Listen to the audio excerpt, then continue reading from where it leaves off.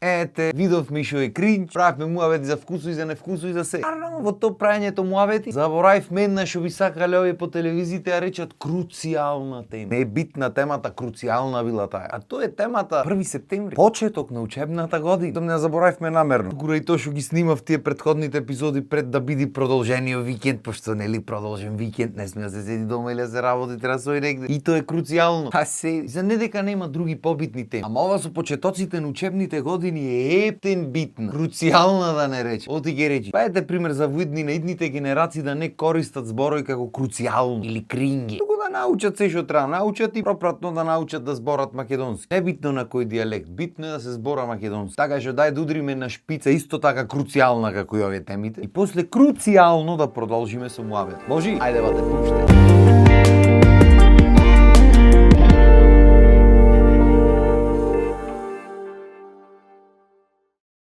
Кај врзаш бе? Ами првачи сум. Чао зборај. Чим си првачи тогаш? Базај прваче кон школскиот двор.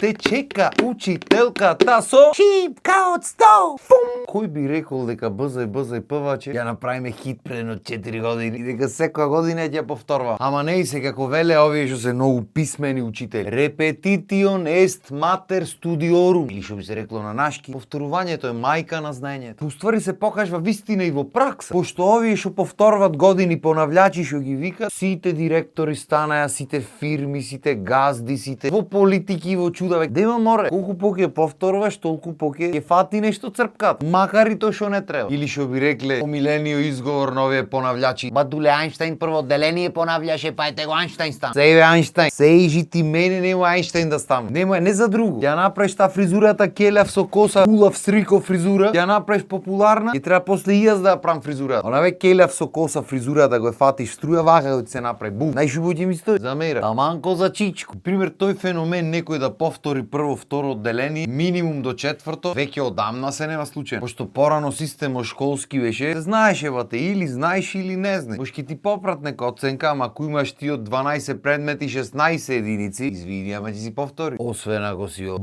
богато друштво. А зато денешно време знаел, не знаел. Тераш бат. Нема време школото со тебе се занимава дали ти знаеш или не знаеш. Ќе оди мамичка ќе се пожали. Во школите има се помалце деца си велат дај баре тие што се тука да и задржиме. Ќе ти пишат едно двојче и тера. И нити ти си научил, нити школото си ја завршило работата, нити твоите ти направиле услуга што се бунат за таа двојката да добие. Ама знаеш како? Кој те праша така? И знаеш ај ќе разберам пример, ученици што имат некаков просек, па некој предмет ептен не му оди, пошто нормално не можеш се да ти оди. Јес да бев ученик со сите петки, ама имаше предмети кај што нити гибнував нешто, едноставно лесно ми оде, имаше некој вате, ќе сотепаш од верглање џаве, не фаќа црпка. Ти ако бркаш некој просек, ако имаш убави оценки релативно и се ако имаш една единица, ајде да дојди некој се замоли некако држ, не дај. Ма не е поентата да се моли. Поентата е да најдиш чаре, ќе седниш со детето, да го најдиш начинот на кој детето размислува и на негов начин да му доловиш та лекција. Одико што имаме правено муавет претходно, школскиот систем не е еднаков за сите. Мислам тој направен е со идеја да е еднаков за сите, ама не сме сите еднакви, нити психички, нити физички. Начинот на размислување на сите ни е различен. Што значи во некој розев свет еднаков школски систем би значил еднаков пристап кон секое дете, тоест пристап на начинот на кој то дете најлесно ќе разбере. Арно тоа во пракса не може да се направи, пошто прво нема доволно учители, друго нити е целта на школото тоа да се прави сите да се научат. Целта на школото е да те издресира. Зрн звончето внатре, зрн звончето надвор, 45 минути, да те издресира да слушаш некој повозрасен, да го учиш тоа што ќе ти речат да го учиш, на начин на кој тие ќе ти речат да го учиш, дали ти можеш така или не, тоа не е битно. Да јадиш тие кои ти речат дека јади. По можност дојдеш во ВЦ само кога имаш слободен период и технички те прат послушен работник за виднина. Ти не му требаат многу паметни луѓе. Многу луѓе што паметуваат и што кажуваат приказни неќа. Тие што се наврво сакат луѓе послушни бе. Тој да речи а, ти да речиш на. Нема прашвање, нема објаснување, нема размислување. Мислиш легално е размислувањето и технички е легално. Ама кога што гледаш полека работат на случајот и тоа да го секна. Да не ми размислиш, само да тера. Оти ако земиш да размислиш, ќе најдиш многу грешки, многу пропусти. Многу ствари што не чинат ќе најдиш, не му одговара то. Ти немаш да мислиш, баде, ти само тере. Знаменцето врака, мафта и тера, и урле, вика, иđe се секиреш, сендвича, сокчето и уживаш. Значи колку и да е сладко да ги гледаш првачината кај што одат на училиште прв ден,